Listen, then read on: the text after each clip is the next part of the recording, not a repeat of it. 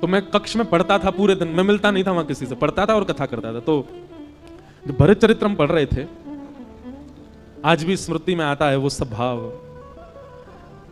अपने बिस्तर की रजाई में घुस के रोया, मैं इतना रोया कि मैं बस ये बोलूं संघ वालों से, आज कथा मैं नहीं कर पाऊंगा। मैंने कि जो चरित्र पढ़ने में इतना भाव दे रहा है उसको हम कैसे सुनाएंगे। पर वास्तव में मानस जी, रामचरितमानस सामान्य नहीं है, अद्भुत है। और उसको कोई भावजन्य व्यक्ति सुने और भावजन्य व्यक्ति सुनाए तो ही मानस जी को न्याय मिल पाएगा, नहीं तो नहीं। तो कहां से कहां बात पहुंच गए, सुनामी से, रामेश्वरम से, धनुषकोडी से, मानस जी से सोमनाथ, पूरी भारत यात्रा करवा लाए आपको। तो 5 स्थान, द्योतम, पानम, स्त्रिय, सोना और अनीति से कमाया गया धन। इन 5 स्थानों पर बहुत सावधान रहा कीजिए। धन को कभी भी गलत प्रयोग में मत लगाइए। धन का गलत प्रयोग क्या है? आपके धन देने से अगर किसी जीव की हिंसा हो रही है, गलत है। आपके धन देने से किसी के आत्मसम्मान पर बात जा रही है, किसी का परिवार नष्ट हो रहा है, गलत है। आपके धन देने से कोई व्यक्ति व्यसन की ओर अग्रसित हो रहा है, वो धन का गलत व्यय है। आपके धन देने से गलत व्यक्ति अपने सही मार्ग को छोड़ करके गलत मार्ग पर जा रहा है, वो धन का व्यय गलत है। कुपात्र दानाच भवे दरिद्रम दरिद्र भावेन करोति पापम पाप प्रभावा नरकम प्रयाते पुनर्दरिद्री पुनरेव पापी। सोच विचार करके धन का व्यय किया कीजिए। दूसरा, पानम, मदिरा पान करना, भक्ष सेवन करना, जीव हिंसा करके खा जाना, तंबाकू खाना, सिगरेट पीना और दुनिया भर के नशीले पदार्थों को अपने मुख पर धारण करना, ये सब पाप है। आप तांबूल सेवन कर सकते हैं। तांबूल मतलब सुपारी प्रसाद की ले सकते हो, पान खा सकते हो, मीठा आप ठाकुर जी को निवेदित करके जल आदि का सेवन कर सकते हो, शिकंजी पी सकते हो, आदि आदि। अब हम सीधा संकेत आपको पता ही हम कहां कर रहे हैं, वो नहीं करना चाहिए। कई जगहों पे तो भगवान का प्रसाद बता करके भी कह दिया जाता है कि इसको ले लीजिए, ठाकुर जी का प्रसाद है। नहीं, प्रसाद के रूप में भी स्वीकार नहीं करना। कोई देवी देवता नहीं पाते। ये मानव अपने जीव के स्वाद के लिए कुछ भी करता है। बताओ, महादेव को यूं बता देते हैं महादेव ऐसा, अरे महादेव को अगर विजया का भोग लगता है तो महादेव और भी तो बहुत कुछ भोग लगाते हैं, वो भी लगाओ। महादेव तो विष का भी भोग लगाते हैं। महादेव तो नीलकंठ भी है, महादेव तो गले में सर्प पहन के भी रहते हैं, महादेव तो हिमालय -30 डिग्री सेल्सियस में बागंबर पहन के रहते हैं। वो सब करके दिखाओ ना जो महादेव और भी करते हैं। देवताओं की तुलना में फिर वो सब क्रिया नहीं करनी चाहिए जिससे आपके जीव के स्वाद या आपकी मनवांछित इच्छा पूरी हो रही हो। पाप लगेगा। सही बता रहे हैं, जो महादेव का नाम लेकर के जीवन भर नशा करता है, उसकी मृत्यु के बाद शमशान से ही त्रिशूल लेके भागते होंगे महादेव उसके पीछे। तुझे बताऊं मैं पहले, मेरे नाम पर जाने क्या क्या करके आया। ये क्यों नहीं सुना तूने कि महादेव 24 घंटा राम नाम ध्वनि के चिंतन में रहते हैं? वो क्यों नहीं किया? महादेव पार्वती जी को बैठा बैठा करके कथा सुनाते हैं, अमर कथा सुनाते, ये क्यों नहीं किया तेने? महादेव ने अपनी जटा से पूरे विश्व को पवित्र करने वाली गंगा जी को प्रकट करके, आई तो वो ब्रह्मलोक से हैं, आई तो वो विष्णु लोक से हैं, पर महादेव की जटा से ही तो पृथ्वी पर आई हैं। महादेव जैसे उच्च कोटि के बन तो जाओ। भैरव बाबा के नाम पे कुछ भी कर रहे हैं, देवियों के नाम पे वहां भोग लगता है, खा लो, ये कर, कुछ नहीं।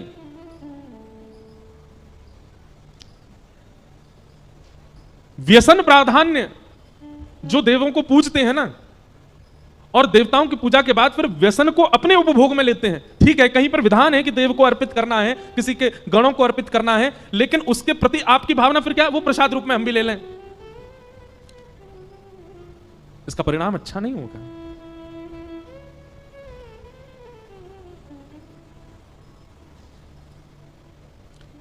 एक बार मैं कहीं कथा में बोल रहा था कि किसी व्यक्ति के ऊपर देवी देवता नहीं आ सकते,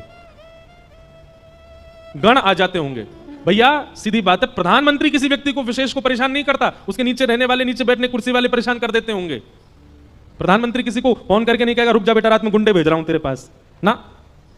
उसके नीचे बैठने वाले जिनकी बातें प्रधानमंत्री को पता ही नहीं है कि वो कहां क्या करते हैं, वो परेशान करते हैं। भैया आदि देव जितने भी हैं ये सब तो कृष्ण चिंतन में इतने व्यस्त रहते हैं, इन पे समय आपको परेशान करने का। उनके नीचे जो छोटे छोटे गण बैठे रहते हैं वो जरूर परेशान कर देते होंगे। कभी देवी देवता आपको परेशान नहीं करते, आपके ऊपर नहीं आते, आप पर हावी नहीं होते। उनके गण जरूर कोई लीला कर देते होंगे, वो बात अलग है। पर हमको 9 साल हो गए कथा करते करते, हमारे सिर पर क्यों नहीं आ रहे देवता? विवाह के पश्चात एक पतिव्रत धारण करो, और उसमें करना कुछ ज्यादा नहीं है, केवल एक ही काम करना है। क्या? जिससे आपके साथ फेरे हुए हैं, जिससे आपका पाणी ग्रहण हुआ है, अब वो सर्वशिव। संसार का सबसे बड़ा व्रत यही है,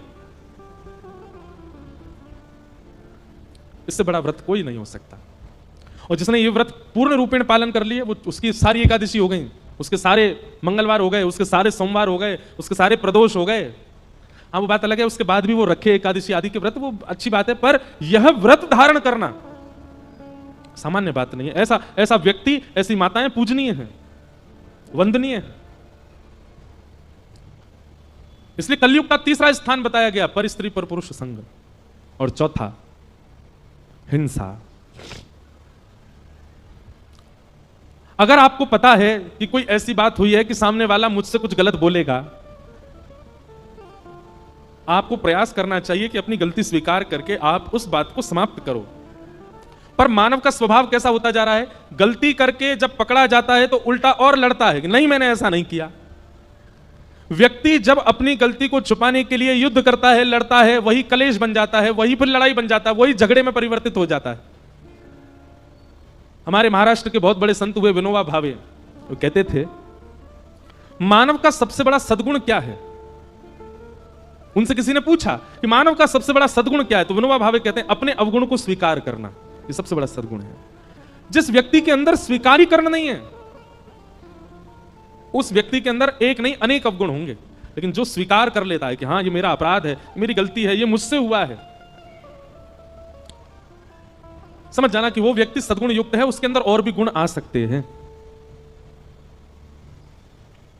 और अंतिम कलयुग को स्थान जो प्रदान किया गया वो है बिना मेहनत के कमाया गया धन, अनीति से कमाया धन, उसमें कलयुग रहता है। ये 5 स्थान है, इनसे बचिए।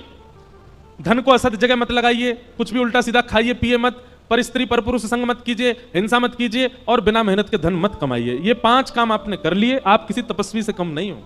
आप कलयुग में रहते हुए भी सतयुगी माने जाओगे, आप कलयुग में रहते हुए भी द्वापर युग के ही माने जाओगे, आप कलयुग में रहते हुए भी भगवत प्राप्ति कर लोगे।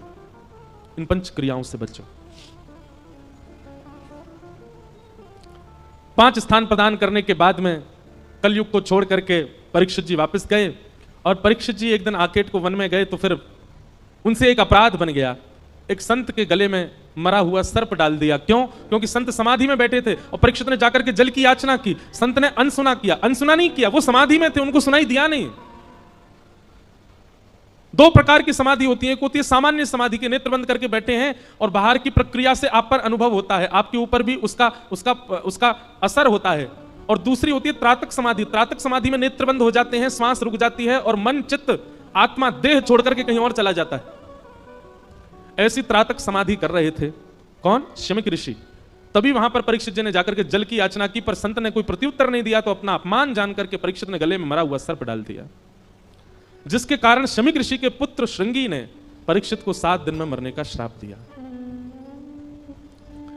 परीक्षित को जैसे ये बात पता चली कि मुझे 7 दिन में मरने का श्राप लगा है, एक बात बहुत ध्यान से सुनो बंधुओं, वैष्णव का ये स्वभाव स्वरूप होता है कि अपने जीवन में आने वाले आर्त के ऊपर वो विचलित नहीं होता। भगवान ना करे कभी डॉक्टर ने आपसे कुछ ऐसा बहुत गंभीर बीमारी बता दी आपको, आपके अंदर अगर वैष्णवता होगी ना तो आप परेशान नहीं होगे। आप चिंतन करोगे ठीक है नाथ, इसका मतलब यह था कि अब मैं अपने कर्तव्यों को विश्राम कर दूं और अपना शेष जीवन जो है आपके भजन भाव में लगा करके और संपूर्ण अपने जीवन की जो गलतियां हैं उन सबको सुधार करके अब मैं आपकी प्राप्ति कर लूं। ये तो रही तन की स्थिति, और भी कुछ पता चले जीवन में, कुछ ऐसा घटना घटी कि जिससे विचलित हो गया पूरा परिवार, पर आप विचलित नहीं हुए। आप मन में विचार करने लगे ठाकुर जी सब मंगल करेंगे, निश्चित है कि आप वैष्णव हो, लेकिन अपने जीवन में आने वाली स्थिति से विचलित हो जाए, भयभीत हो जाए, हाथ पैर मारने लगे क्या करूं क्या करूं, तो याद रखना गहरे जल में अगर कभी गिर जाओ, हमारा एक सूत्र अपनाइएगा, गहरे जल में यदि कभी गिर जाओ, भगवान करे कभी ना गिरो, पर गहरे जल में कभी गिर जाओ, एक तो मुंह बंद रखना और दूसरा हाथ पांव को ढीला छोड़ देना। आप डूब ही नहीं सकते। डूबता वही है जो हाथ पैर चलाता और मुंह खोल के रखता है। ठीक वैसे ही संसार की विषम आपत्ति में जब गिर जाओ, एक तो मुंह बंद रखना, मुंह मत खोलना, और दूसरा हाथ पैर बहुत मत मारना। इससे फोन कर, उससे फोन कर, इससे बात कर, ये नेता को फोन करो, अरे वो डीएम साहब को फोन करो, इनसे करवाओ, ये करवाओ। आप विचलित हो ही जाओगे। हम अपनी एक घटना बताएं, अभी की बिल्कुल 2 दिन 4 दिन पुरानी घटना। हम जिस दिन भोपाल आ रहे थे, हमारी शाम 7 बजे की फ्लाइट थी, तो 3 बजे क्या नाम है, फरीदाबाद में एक इंटरव्यू था। हमने कहा इंटरव्यू देंगे, सीधे एयरपोर्ट जाएंगे, लेकिन दिमाग से ये निकल गया कि 5 बजे तो ऑफिस टाइम होता है, दिल्ली में भयंकर जाम होता है। अच्छा, इंटरव्यू होते होते जो साहब जी हमारा इंटरव्यू ले रहे थे, वो ऐसे लीन हो गए इंटरव्यू में कि उनके आंखों से तो अश्रु निकले और समय बढ़ता है। वो कहे एक प्रश्न और, एक प्रश्न और। मैंने कहा भैया मेरी हवाई जहाज छूट जाएगा। बोले एक प्रश्न और। इतना देर तक हो गया कि फिर हम भागे। अब भागे तो महाराज हवाई जहाज हमारा छूटने को। अब संग में जो 2-3 भैया थे, कोई कहे ट्रेन बुक करा दें, कोई कहे सुबह की फ्लाइट बुक करा दें। प्रसन्न मैंने कि कुछ नहीं, चलो एयरपोर्ट पहुंच जाएंगे, देखेंगे, मिल गया तो बढ़िया, नहीं तो कोई भोपाल दूर है क्या, गाड़ी से चले जाएंगे। उनके मन में बार बार आवे नहीं नहीं कुछ तो करना है। एक पंडित जी लगे टिकट देखने, राजधानी में 2 सीट खाली हैं, उसमें 3 सीट खाली। अभी हवाई जहाज में 1.5 घंटा है, लेकिन ट्रैफिक इतना था कि पहुंच ही नहीं पाएंगे। जब 45 मिनट बचे, तब तक मैंने कुछ किया नहीं, मैं अपना बढ़िया प्रेम से फोन चला रहा था, कुछ देख रहा था, और बड़ा प्रसन्न था हृदय से। तो फिर हमने कहा चलो भोपाल में जो हमको एयरपोर्ट लेने आ रहे हैं उनको संकेत तो कर दें कि हम नहीं आ पाएंगे, हवाई जहाज तो मिलना नहीं है। हमने उनको फोन करके कहा, मैंने कि सुनिए, हमने ये नहीं कहा कि कोई व्यवस्था करो, मैंने ये कहा अब हम नहीं आ पाएंगे। मैंने कहा अब हम सुबह पहुंचेंगे, ट्रेन से आए तो 4 बजे पहुंचेंगे, सुबह वाली फ्लाइट से आए तो 5 बजे की फ्लाइट है उससे आएंगे, तो अब हम सुबह आएंगे, आप घर पे ज्यादा व्यवस्था मत करना। बोले महाराज जी 5 मिनट दीजिए। उन्होंने एयरपोर्ट फोन करके वहां की सिक्योरिटी वगैरह से कहा, बोले कि महाराज जी के बैगों के सारे टैग निकाल दो और बोर्डिंग पास निकाल दो, ये करवा दो, वो कर दो। और उनका फोन, बोले आप एयरपोर्ट पहुंच के बस इस नंबर पे फोन कर देना महाराज जी, अगर हुआ तो मिल जाएगी। मैंने ठीक है। हम फ्लाइट टेक ऑफ करने से आधा घंटा पहले एयरपोर्ट पहुंचे। 7:30 का फ्लाइट था, 7 बजे पहुंचे। किसी कीमत पे नहीं मिल सकता फ्लाइट। जैसे ही वहां पहुंचे, हमने वो नंबर फोन किया तो वो सिक्योरिटी वाले बाहर खड़े, जल्दी आओ, लेके भगा के सीधे हवाई जहाज में बैठाया, सब सामान धरवा दिए और अंदर पहुंच के हमने कि बेमतलब इतनी चिंता कर, देखो बिल्कुल चिंता नहीं करी हमने, नए को हाथ पांव नहीं चलाए, फिर भी हवाई जहाज मिल गया। तो एक सामान्य बात बता रहे हैं। और निश्चित है अगर 20 जगह फोन करते, अब हवाई जहाज से तो आने जाने लगे रहते हैं, तो एयरपोर्ट में भी 5-6 लोग जानकार हैं, उनको भी फोन घुमा, इसको भी फोन घुमा, इंडिगो वाले को भी फोन कर दो, एयर होस्टेस को भी फोन कर दो, उसको भी कह दो, निकल ही जाना था। वो कुछ नहीं किया, बैठे रहे। ऐसे ही जीवन में भी करो।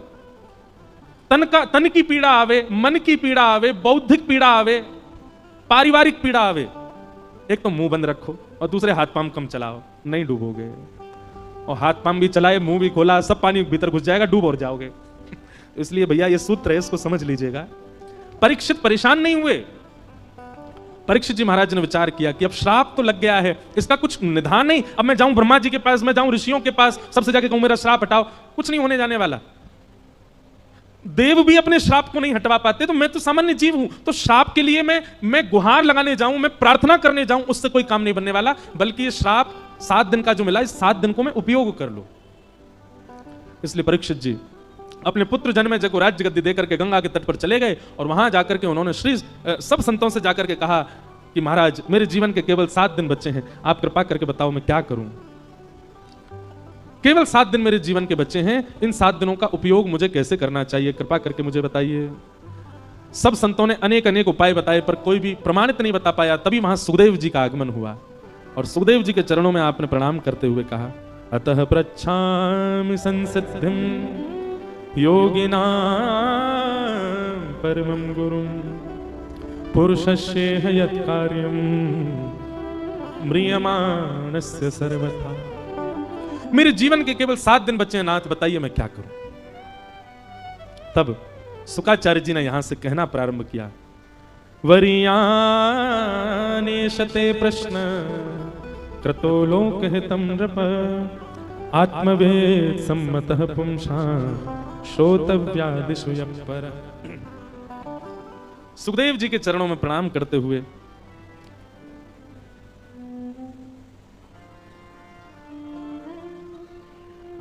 परीक्षित जी महाराज प्रार्थना करते हैं, हे नाथ, मेरे जीवन के केवल 7 दिन बचे हैं, मैं क्या करूं, कृपा करके मुझे बताओ।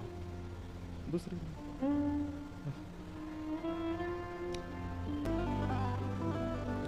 बहुत सावधानी से सुनो सब लोग। कई बार बंधुओं, विशिष्ट जनों के प्रवचन से कल्याण हो ये आवश्यक नहीं।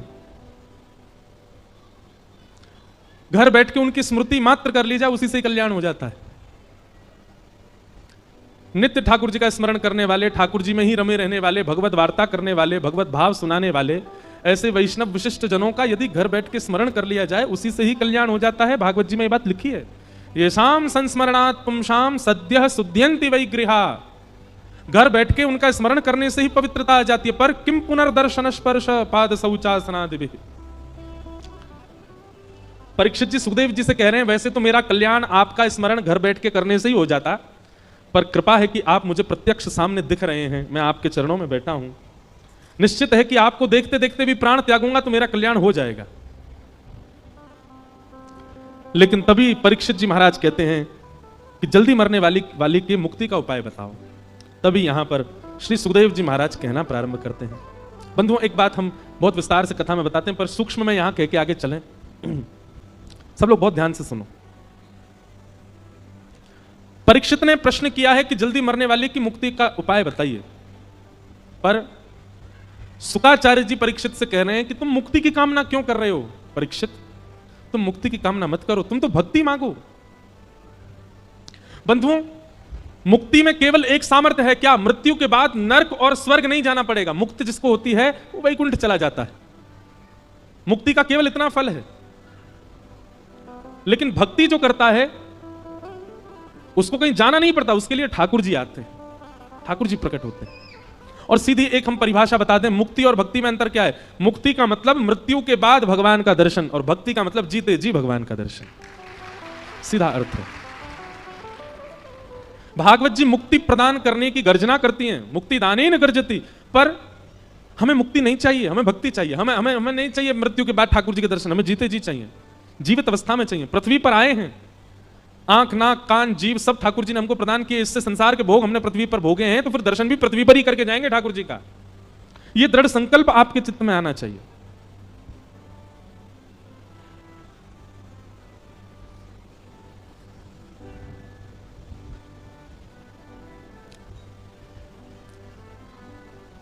हम लोग अभी दृढ़ हैं ही नहीं इस बात पे।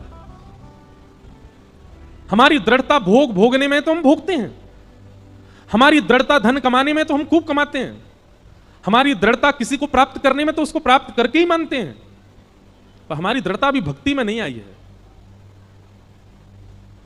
वो कहते हैं एज ग्रांटेड ले रखा है भक्ति को, अभी वैसी दृढ़ता आई नहीं है हमारे चित्त में जैसी दृढ़ता होनी चाहिए।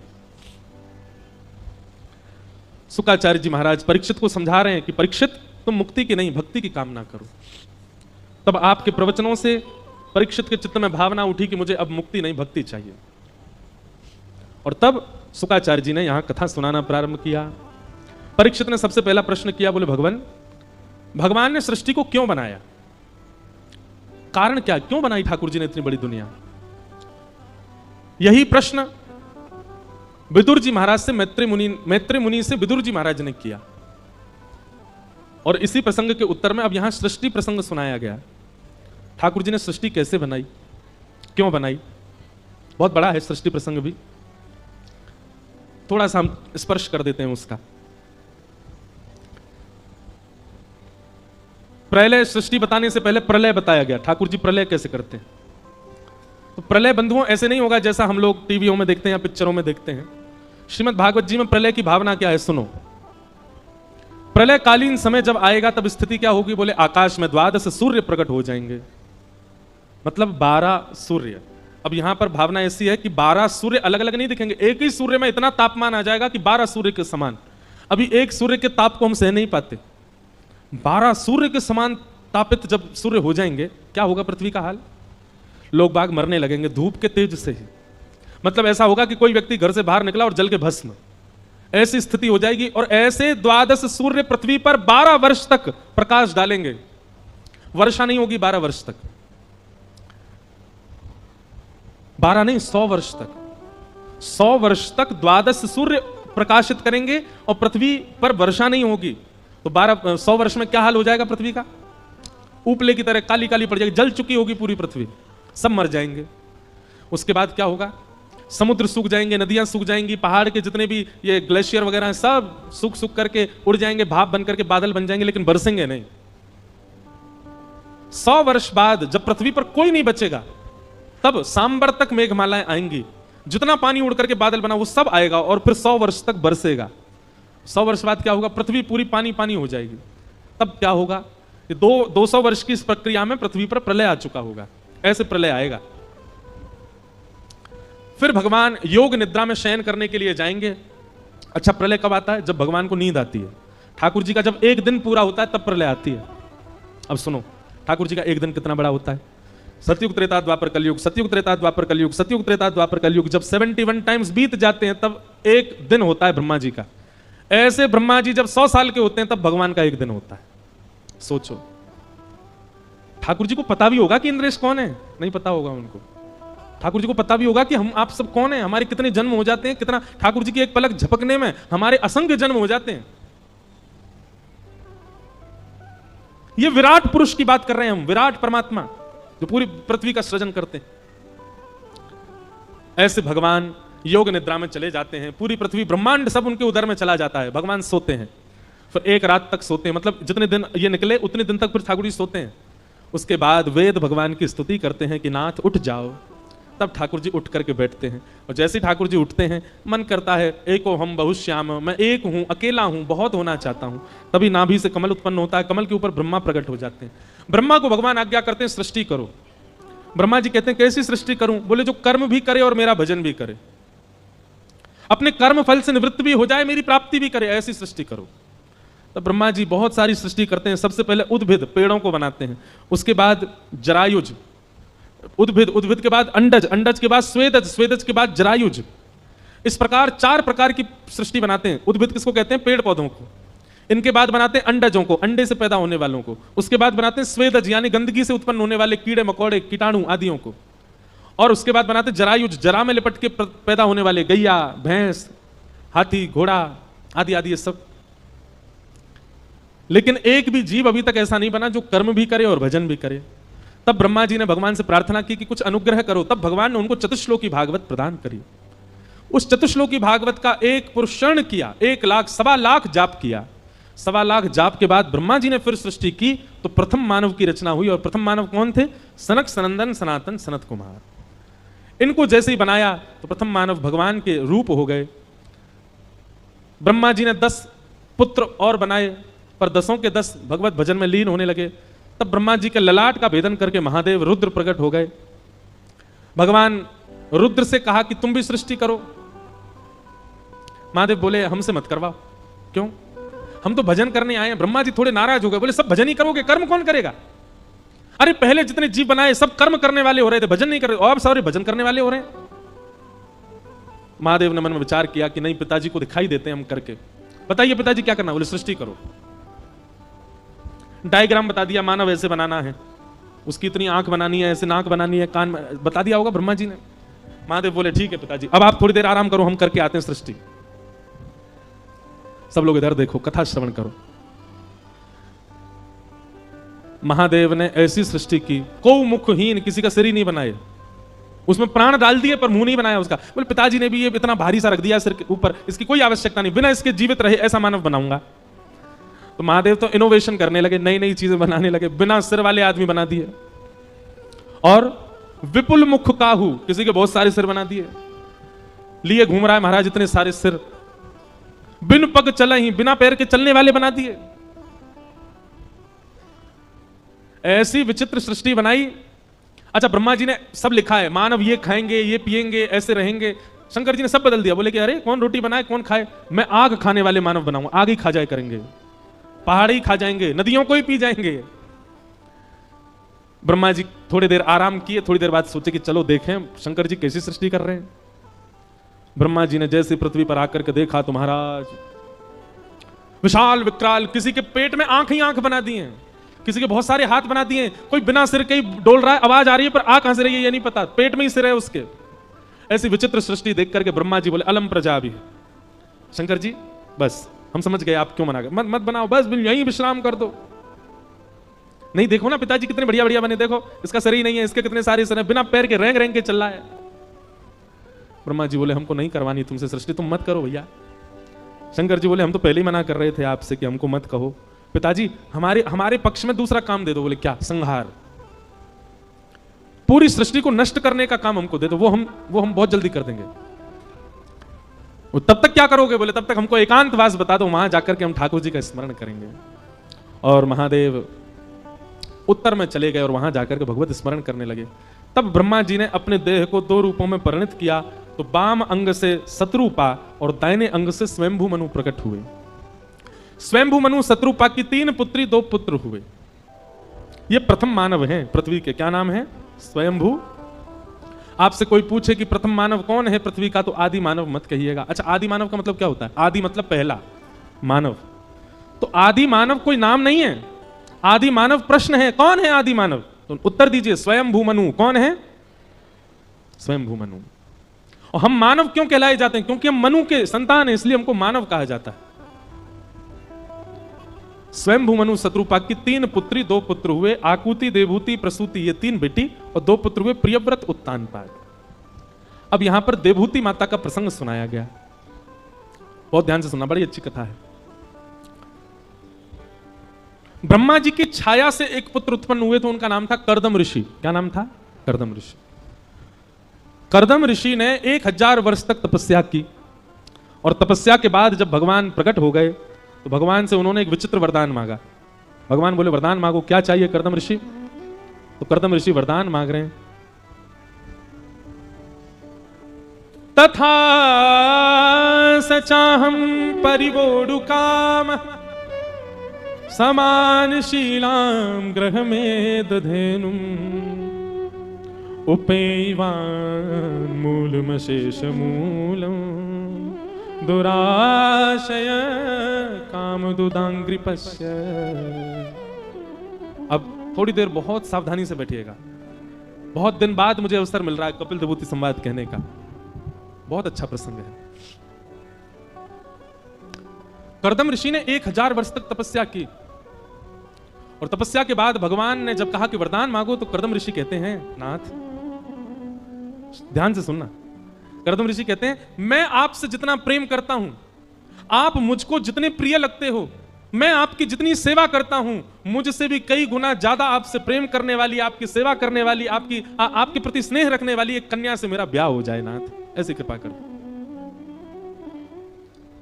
1000 वर्ष तपस्या के बाद कर्दम ऋषि ने एक जीवन साथी मांगा और उस जीवन साथी में कोई गुण नहीं मांगा। वो सुंदर हो, वो सुशील हो, वो धनवान हो, वो ज्ञानी हो, बहुत पढ़ी लिखी हो, ये सब नहीं मांगा। क्या मांगा? बोले मैं जितना आपसे स्नेह करता हूं, मेरी जितनी भक्ति आपके प्रति चित्त में है मेरे, उससे कई गुना ज्यादा भक्ति करने वाली, स्नेह करने वाली कन्या से मेरा ब्याह हो जाए। बंधुओं, जीवन साथी का अनुकूल मिलना यह भी भगवत कृपा है। अगर आपको आपका जीवन संगी, और जीवन संगी केवल पति नहीं होता, केवल पत्नी नहीं होती, जिसके साथ भी आप जीवन व्यतीत कर रहे हो वो सब जीवन संगी हैं। उनमें बच्चे भी आते हैं, उनमें बेटा भी आता है, बेटी भी आती है, बहुएं भी आती हैं। लेकिन फिर भी कई बार सब अनुकूल ना मिले, लेकिन पति या पत्नी अनुकूल मिल जाए तो भी जीवन थोड़ा आसान हो जाता है। सौभाग्यशाली हैं, भाग्यशाली हैं वो लोग जिनको जीवन संगी अनुकूल मिला है। आजकल की तो बात ही मत करो, आजकल के लड़का लड़कियों के जीवन संगी अनुकूल कुछ और दृष्टि में होते हैं। आजकल के लोगों के लिए तो जीवन संगी अनुकूल तब माना जाएगा कि लड़की व्यसन करती है, लड़का भी व्यसन वाला ही चाहिए। लड़का ब्याह क्यों नहीं कर रहा? ऐसी लड़की ढूंढ रहे हैं वो भी धुआं निकालती हो, एक कस मैं लगाऊं फिर एक वो लगाए, दोनों का जीवन कस में ही निकल जाए। बहुत विचित्र हो गया आप समाज। मैं क्लब जाता हूं, उसको भी पसंद होना चाहिए क्लब जाना, तो हमारा ब्याह टिकेगा। मतलब पहले देखा जाता था कि आप सुधरे हुए हैं तो जीवन संगी भी सुधरा हुआ चाहिए, पर अब देखा जाता है हम बिगड़े हुए हैं, इस जीवन संगी भी बिगड़ा हुआ हो, उसके लिए हम नहीं सुधरेंगे। इसमें ताली बजाने वाली क्या, बहुत अच्छी बात महाराज, सही कह रहे हो, वाह। भोपाल वाले तो यूं ही बैठे रहते हैं, कुछ बोले तो ताली बजाएं हम।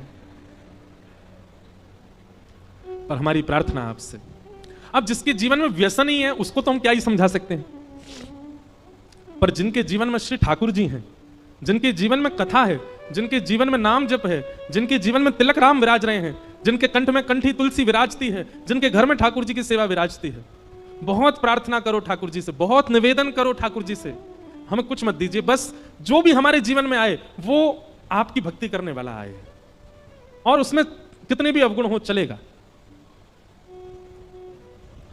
जैसे व्यसनी व्यक्ति बिना व्यसनी कन्या के नहीं रह सकता, बिना व्यसनी पुरुष के कन्या नहीं रह सकती, ऐसे ही वैष्णव भी बिना वैष्णव के नहीं जी पाएगा।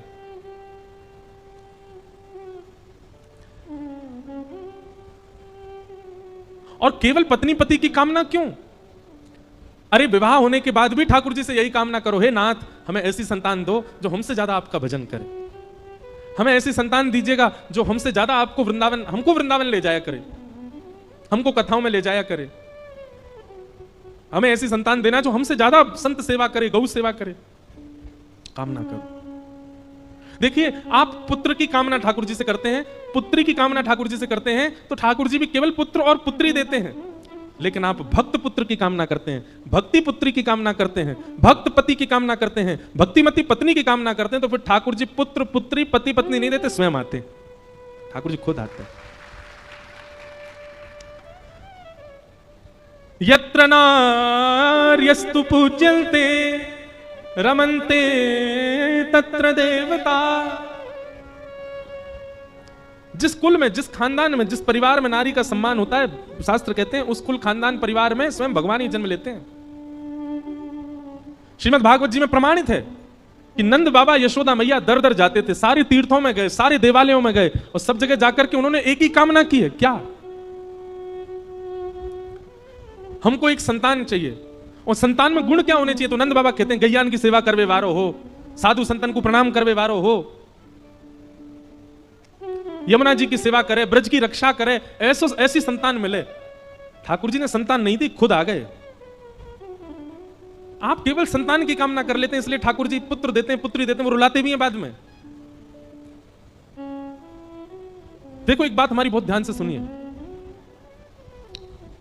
बालक इंजीनियर बन गया, बहुत बड़ी बात नहीं है, करोड़ों इंजीनियर हैं। बालक डॉक्टर बन गया, ज्यादा बड़ी बात नहीं है, करोड़ों डॉक्टर हैं। बालक साइंटिस्ट बन गया, बड़ी बात नहीं, लाखों साइंटिस्ट हैं। बालक चार्टर्ड अकाउंटेंट बन गया, लाखों चार्टर्ड अकाउंटेंट हैं। लेकिन बालक संस्कारी बन गया, बहुत बड़ी बात है। क्यों? क्योंकि पूरे भारत में गिनती करेंगे ना तो 1000 ही मिलेंगे संस्कारी। यूपीएससी क्लियर करने वाले को इतनी बधाइयां क्यों दी जाती हैं? क्यों? क्योंकि यूपीएससी क्लियर करने वाले बच्चे बहुत कम हैं भारत में। ऐसे ही संस्कारी बालक होना सौभाग्य की बात क्यों है? क्योंकि संस्कारी हैं बहुत कम। और क्षमा कीजिएगा, हम आपसे एक बात कह रहे हैं, बालक पढ़ लिख करके विद्वान बने, बालक बहुत ज्ञानवान बने, इस पर प्रकाश बाद में डालिए, पहले संस्कारी बने। संस्कारी बन गया तो सारे लक्षण ले आएगा अपने अंदर। हमारी कथा का नियम है, अगर लाइट जा रही है तो समझो ठाकुर जी आ रहे हैं। और ये हर कथा में होता है, कितनी बड़ी कथा हो, लाइट जावे, माइक डिस्टर्ब होवे, इलेक्ट्रिक कोई भी प्रॉब्लम आती है तो हम यही सोचते हैं कि ठाकुर जी आ गए, ठाकुर जी आ रहे हैं, इसीलिए हो रहा है। तो एक कथा आती है, हरपाल नामक भक्त हुए भगवान के। क्या नाम था? इधर देखो, यहां देखो, सब लोग सुनो। तो हरपाल नाम के एक भक्त थे भगवान के, खूब भजन करते थे, खूब साधना करते थे, नाम जप करते थे, कथा सुनते थे, लेकिन वो ब्याह नहीं कर रहे थे। क्यों? उनकी इच्छा थी कि जैसा मैं भजन करता हूं, जैसी मेरी भक्ति है, जैसा मेरा भाव ठाकुर जी के प्रति है, ऐसी कन्या मिले तो मैं ब्याह करूंगा, नहीं तो जीवन भर ऐसे ही रहूंगा। तभी उनके किसी रिश्तेदार ने आकर के बताया, बोले तेरे लायक कन्या मिल गई मुझको। तो हरपाल जी बोले क्या क्या गुण है उस कन्या का? बोले उस कन्या ने शर्त रखी है, मैं उसी से ब्याह करूंगी जो रोज 1000 संतों को प्रसाद पवाता हो। हरपाल जी बोले अब तो मुहूर्त भी नहीं निकलवाना, कल ही ब्याह करवा दो मेरा। ऐसी कन्या से तो मैं बिना मुहूर्त के ब्याह करूं। मुहूर्त उसके संग देखा जाता है जिसके संग यह संकोच हो या फिर यह दुविधा हो कि पता नहीं जीवन कैसा चलेगा। इससे तो मुझे भरोसा है बढ़िया जाएगा मेरा जीवन, इसी से ब्याह करा दो। कन्या ने शर्त रखी, हरपाल जी हम आपसे ब्याह तो कर रहे हैं पर हमारी शर्त मंजूर है ना, रोज 1000 संतों को प्रसाद पवाना पड़ेगा। बोला मैं निश्चित करूंगा, आप ब्याह कर लो। और ब्याह हो गया। हरपाल जी रोज 1000 महात्माओं को प्रसाद पवाते। अब देखो, अगर कोई संकल्प ले ले कि मैं 1000 महात्माओं को प्रसाद पवाऊंगा, अगर 100 महात्मा ज्यादा बढ़ जाएं, 200 महात्मा ज्यादा, उनको मना करेगा क्या? वो तो फिर अपराध बनेगा उससे। प्रसाद पवाने का संकल्प लिया तो जितने आए सबको बैठाने की जिम्मेवारी उसकी। ऐसी कथा में भी होता है, कथा में जितने लोग आए सबका स्वागत होना चाहिए, सबके लिए स्थान पर्याप्त होना चाहिए। कई जगह प्राइवेट कथा करा, हम तो मना कर देते, मत कराओ भैया, आपको अपराध लगेगा। क्यों? वैष्णव को पता चला कि कथा हो रही है, वो सुनने आ गया, जगह नहीं मिली या फिर वो बैठ नहीं पाया, तो खाली रहे भले ही स्थान पर, फिर भी स्थान बड़ा रखो ताकि कोई भी आए तो कोई रहे ना कथा से, नहीं तो कथा कराने वाले को अपराध लगता है। वैष्णव बिना सुने चला गया। तो हरपाल जी ने नियम ले लिया, रोज 1000 महात्माओं को भोजन कराते। अब 1000 की जगह कभी कभी 1200 भी हो जाते, 1300 भी हो जाते, 1500 भी हो जाते। लेकिन हरपाल जी करते कुछ नहीं थे, कमाई का कोई जरिया नहीं था, केवल दादा परदादाओं की पुश्त से जो उनके पुश्तैनी धन था उसी को ही खर्च करते जा रहे थे। 1 साल तक बढ़िया चला, 1.5 साल बढ़िया चला, लेकिन 1.5 साल बाद धीरे धीरे धन खत्म होने लगा। जैसे ही धन खत्म होने लगा हरपाल जी बड़ी चिंता में आ गए, क्या करें। पत्नी को नहीं बताते थे, क्यों? बोले इससे तो शर्त लगी, इसको क्यों बताऊं अपना दुख, इससे तो शर्त मेरी यही शर्त थी कि रोज 1000 संतों को भोजन कराना। तो हरपाल जी ने बाहर जाते और दुकानदारों के यहां से जाकर के कर्जा लेने लगा। वो पुराने संपन्न थे तो किसी ने कर्जा देने से मना भी नहीं किया, सब देने लगे, बोले ले जा। इतना कर्जा कर लिया, 6-7 महीने तक कर्जे में भी उनके संत सेवा बंद नहीं हुई। 6-7 महीने बाद मांगने वालों ने मांगना शुरू किया, बोले हमारा दो, हमारा दो, हमारा दो, किसी का नहीं दे पाए। तो पूरे नगर में ये हो गया कि भैया हरपाल जी अब पहले जैसी स्थिति में नहीं है, कर्जा इनको देना बंद करो, ये देते ही नहीं है पैसा लौटा करके। सब बिगड़ने लगा, धन नष्ट हो गया, इज्जत चली गई, लेकिन उनकी संत सेवा नहीं रुकी, रोज संत सेवा करते। एक दिन मन में विचार करने लगे, अब क्या करूं, अब तो मुझे कोई कर्जा भी नहीं देता, गहने भी सारे बिक गए, धन भी सारा खत्म हो गया। तो हरपाल जी ने मन बनाया कि मैं चोरी करूंगा, और चोरी करके ठाकुर जी, आप लोग मत करना ऐसा, चोरी करूंगा। हरपाल जी चोरी करने जाने लगे, लेकिन हरपाल जी का नियम था कि वो किसी के धन की चोरी नहीं करते थे। संपन्न लोगों के घर में जाते थे और उनकी रसोई घर की सामग्री चुरा लाते थे, चीनी, दाल, आटा, चावल, मूंग, नमक, मिर्च, ताकि भंडारा हो जाए सवेरे। इस प्रकार महाराज चोरी होने लगी, एक घर की हुई, 2 घर, अब तो हल्ला होने लगा, बोले कि घरों की सामान, राशन चोरी हो जाता है। वो बड़ा विचित्र चोर है, धन नहीं चुराता है, राशन चुरा के भागता है। ऐसी चोरी होने लगी महाराज। अब तो लोगों ने अपने अपने घरों में पहरेदारी शुरू कर दी कि चोरी ना हो। तो हरपाल जी को और दिक्कत होने लगी, क्या करें, कैसे करें। धीरे धीरे हरपाल जी इस स्थिति में आ गए कि अब संपन्न लोगों के यहां उन लोगों को ढूंढते जो ना कभी संत सेवा करते ना वैष्णव सेवा करते, और उन लोगों के यहां जाकर के थोड़ा बहुत धन चुरा लेते, स्वर्ण चुरा लेते। करना कुछ नहीं, अपना घर नहीं बनाते थे, बसाते थे, संत सेवा करते थे। ठाकुर जी रीझ गए हरपाल से। ठाकुर जी बोले देखो ये सब चोरी कर करके और मेरे संतों को पवा रहा है। ठाकुर जी बोले इस पर अनुग्रह करने जाना है।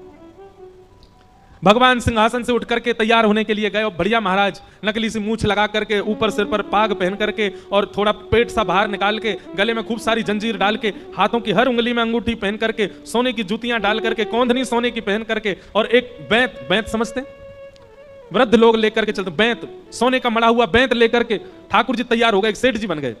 लक्ष्मी भैया ने पूछा भगवान बड़ा सुंदर स्वरूप धारण किया, कहां जा रहे हो? बोले अपने भक्त से मिलने जा रहे हैं। रुक्मणी जी बोली मैं भी चलूंगी। भगवान बोले तुम मत चलो, तुम उसको पहचान नहीं पाओगे, तुमसे अपराध बनी जाएगा। बोले नहीं नहीं, भक्त दर्शन करने मैं तो जाऊंगी। भगवान बोले जल्दी तैयार हो जाओ, सब लोग इधर देखो, वहां से कोई सामग्री आ रही है, कथा यहां हो रही है, इधर देखो, और फिर हम आंख बंद कर लेंगे, चाहे आप कहीं देखो, आंख खुली है तो हमको ही देखो। रुक्मणी जी एक सेठानी बन गई, ठाकुर जी सेठ जी बन गए, और दोनों ने मन में विचार किया कि हरपाल जी को दर्शन देना है। और यहां हरपाल जी की स्थिति क्या थी, अब संत सेवा के लिए कहीं से भी धन नहीं मिल रहा था। तो हरपाल जी एक मार्ग पर जाकर के बैठ गए और सोचने लगे कोई धनवान यहां से निकलेगा तो उसको लूट लूंगा। और लूट के भाग जाऊंगा, सारा धन संत सेवा में लगा दूंगा। तभी उस मार्ग पर कोई और तो आया नहीं, ठाकुर जी सेठ बन करके आ गए। और महाराज खूब सारे गहने पहन करके, पाग बढ़िया सोने की जड़ाऊ पाग पहन करके, ऐसे वस्त्र पहन करके और छम छम करते चलते आ रहे हैं। उन गहने ही बज रहे हैं ठाकुर जी के। हरपाल जी ने जैसे नेत्र खोल करके देखा, ठाकुर जी के रूप यौवन और सबरी उनके श्रृंगार को देख करके हरपाल जी बोले, ये तो एक आध साल के भंडारी की व्यवस्था आ रही है सामने से। इतने में ही सेठानी जी रुक्मणी जी भी आई। उनको ओहो, ये तो कम से कम 5-10 साल की व्यवस्था आ रही है।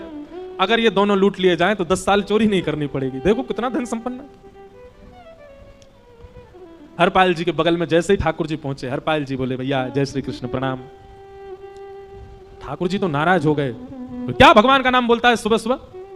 तुम सब लोग बड़े पाखंडी हो, ढोंगी हो। और हमने सुना इस गांव में एक रहता है, वो चोरी डकैती करता है और फिर कहते हैं संत सेवा करता है। ऐसी काय बात की चोरी भैया?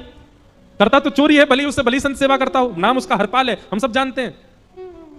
भगवान का नाम मत लो हमारे सामने। हरपाल जी समझ गए, वो तो बिल्कुल भगवत विमुख है, इसकी तो एक अंगूठी भी नहीं छोड़नी मुझको, इसका तो सब लेके जाऊंगा। अगर ये बदले में जय श्री कृष्णा बोलता तो एक आध गहना छोड़ देता है इसका मैं, पर ये तो इतना बिगड़ रहा है भगवान का नाम सुन के, इसका कुछ नहीं छोड़ूंगा, सब ले जाऊंगा।